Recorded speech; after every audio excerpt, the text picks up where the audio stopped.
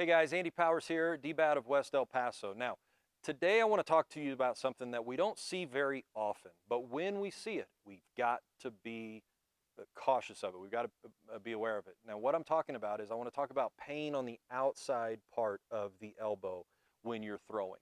That's a big deal, and you may not think it is, but it actually is, and I'm going to explain to you why. Because when we throw, our arm will lay back in a external position, and when that happens, this part of the inside part of our elbow actually stretches. Well, when the equal and the opposite, right? So if this gets bigger, then the opposite side is going to get smaller, and what that means is if it gets too small, it kind of pinches right there, and that is an indicator that this part is stretching too far. Why is that important? Well, no doubt about it, you've probably heard of the old Tommy John surgeries and the injuries.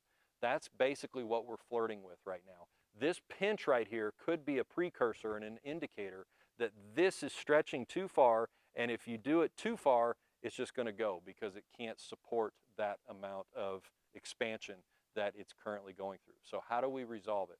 Well, one of the most basic ways to resolve it is just to start doing a lot of forearm exercises on the inside part to help strengthen that up. And the reason why that's important is because as we come forward to throw, these forearm muscles will contract. They get shorter.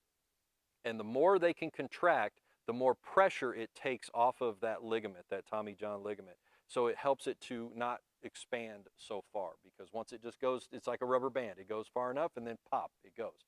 So if we can strengthen the forearms muscles around us to help it contract harder, it'll keep the pressure off of this ligament and keep it from stretching as far, and that keeps it also from pinching right here. So all of those things get resolved, and you should be in a much better place. But if you need help with that, feel free to reach out to us here at DBAT.